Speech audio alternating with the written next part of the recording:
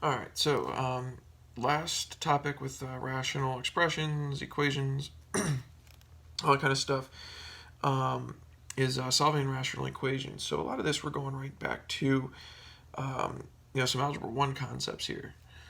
So first up, let's go with 3x divided by 4 equals 5x plus 1 divided by 3. So going back to Algebra 1 here, all we're going to do is cross multiply. So step 1, cross multiply. So that means I'm going to do 4 times 5x plus 1 equals 3x times 3. It doesn't matter what side this is on. Like if I had 3 times 3x over here and 4 times 5x plus 5 over here, it doesn't matter. But I'm going to end up with 20x plus 4 equals 9x. All right, so then to solve this, I'm just going to subtract 20x from both sides. I get 4 equals negative 11x. So then x equals negative 4/11. And that's it. There's going to be a lot of these. We're going to end up with some weird looking fractions. Just leave them as fractions. Don't try and simplify anything here.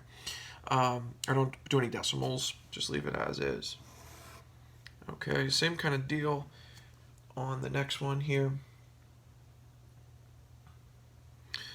We have 3 divided by 2x minus 3 equals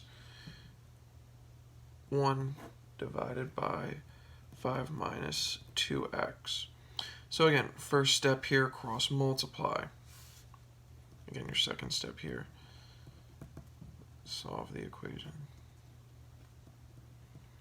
Right back to where we were at the beginning of the school year here. So in this one, I'm going to do 2x minus 3 times 1. So that's just going to give me 2x minus 3 equals 3 times 5 minus 2x. So 2x minus 3 equals 15 minus 6x. Might be a little bit easier in this situation if we add 6x to both sides. So I have 8x minus 3 equals 15. Add 3 to both sides. So 8x equals 18. So then x is going to equal 18/8. Just reduce that down to 9/4. And that's what I would want for a final answer. So again, cross multiply and solve. That's all we're doing on these. So again, step 1, cross multiply. Step 2, solve the equation. All right, so let's do one more like that. And then I got one more type of problem. All right, so let's go with 2x minus 3 divided by 4 equals 2x minus 5 divided by 6. So again, step 1, cross multiply. So that means I'm going to do 2x minus 3 times 6. So 6 times 2x minus 3. Doesn't matter the order. And then 4 times 2x minus 5. Step 2, solve it. So let's do some distributive property.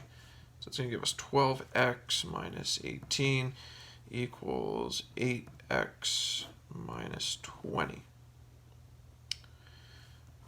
So that's what we got to solve. So I'm going to subtract 8x from both sides. Get 4x minus 18 equals negative 20. Add 18 to both sides. So 4x equals negative 2. So x equals negative 2/4. Just simplify that down to x equals negative 1/2. All right, so cross multiply and solve. These ones we always end up with just an x. The ones we're going to get into next here, we're going to end up with an x squared.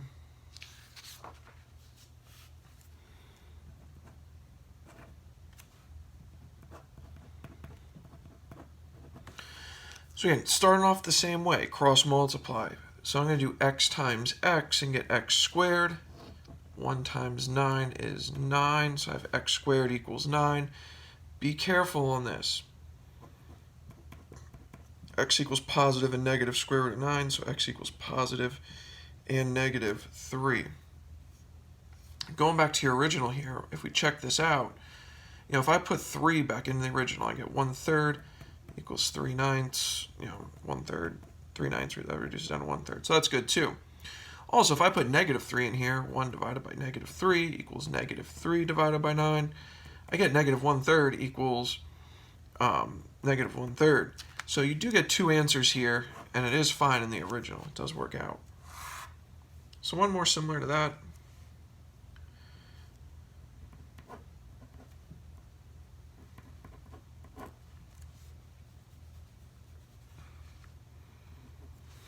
So 4 divided by x equals x divided by 9. Again, cross multiply to start. So x times x is x squared.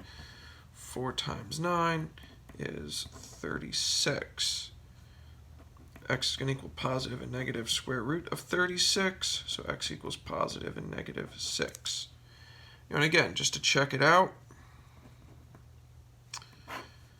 if you put positive 6 in, 4/6 equals 6/9. Again, 4/6 reduces down to 2/3. 6/9 is also 2/3, so that's good. You put negative 6 in, so 4 divided by negative 6 equals negative 6 divided by 9.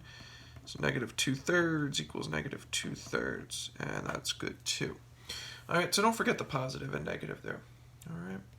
If you got any questions, make sure you email me. Have a good day.